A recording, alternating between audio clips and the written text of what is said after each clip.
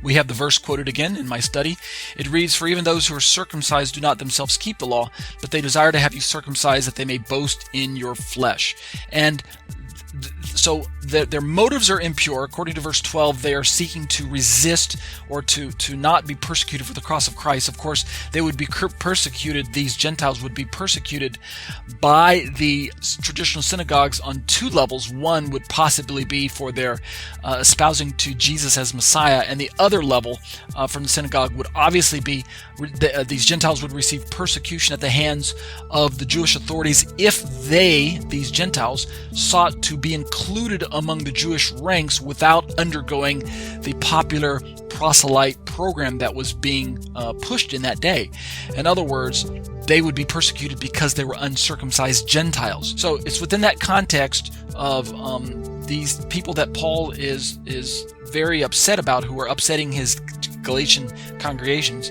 He's going to explain that they don't even keep the law. But in what way does Paul say that they're not keeping the law? We're going to look at that tonight. I think there's two very important ways that Paul describes their non-Torah keeping. But he also says that they desire to have you circumcised that they may boast in your flesh. We'll look briefly at what he means by this boasting in their flesh as well. There's at least two ways to understand that as well. Let's look at my commentary, top of page 178. Looks like we've got some more Skype students have joined, and I'm grateful for that. And thank you that you're able that as you join, you mute your microphones as well. So, looking at my commentary, I hope everyone can see my screen. We're at the top of page 178. Wow. That had to hurt their pride, hearing the Apostle Paul accuse those representing the Jewish norm of failing to uphold one of the central pillars in Israel's history, namely the Torah. Right? The Torah is a pillar in Jewish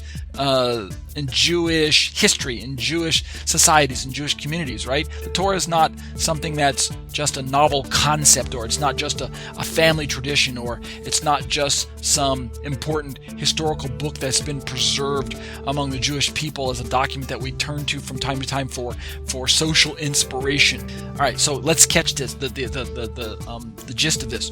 I say in my notes, according to all they understood and professed, right, Paul's opponents, the Torah was for Jews only. This is what we can gather by studying through the ancient writings of first century Jews that have been preserved for us in the Mishnah and the later Talmud and things like that. As far as we can tell, the prevailing notion among the majority of Jewish people in Paul's day, of Israelites, was that the Torah was a Jewish exclusive document. Therefore, it was not possible or allowable for Gentiles to embark on a path known as Torah observance, or described as keeping the Torah, the way that the Christians describe it today.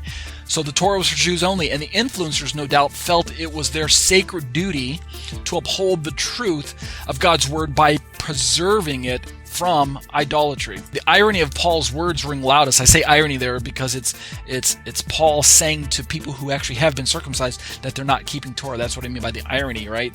It's interesting that he uses that word.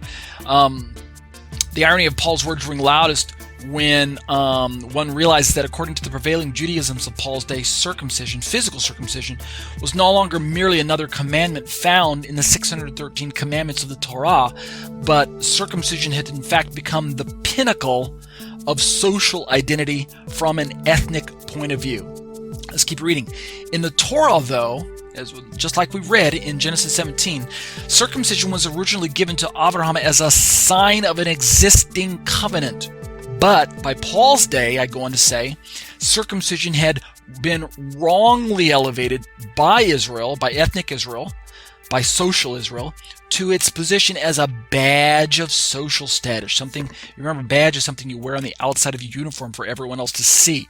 It signifies your authority in the eyes of everyone else that you interact with. Look at my badge. Look at me. See this? This says, this indicates who I am. This indicates my authority. This indicates my position. It's kind of a point of boasting. And it's a badge of social status among people groups of the ancient Middle East. Interesting that it's a badge that can't be seen unless you're in private settings, right? It's not like the Jews were walking around naked, saying, "Look at us, we're circumcised." God forbid. That's perverse, right? That's profane. But what I am saying is that because of the widespread knowledge, not just among Jewish groups, but among Gentile groups, that the Jews, the Israelites, were known as the circumcised. Isn't that interesting? It was not a secret, is my point. It was something that they were proud to let everyone know. Hey, guess what?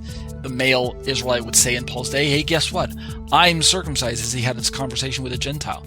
So it ostensibly identified Israel and Israel alone as the chosen people, with no room for other people groups to join their lot unless they too became legally recognized circumcised Jews first. All right, so all of you who are following along with my commentary understand that that's the setting that we approach the New Testament writings with. We know this from reading the book of Acts. We know this from reading Paul's letters. So those of you, you understand this position about the importance of circumcision and the way it was used as a leverage in many of the first century communities of Paul's day.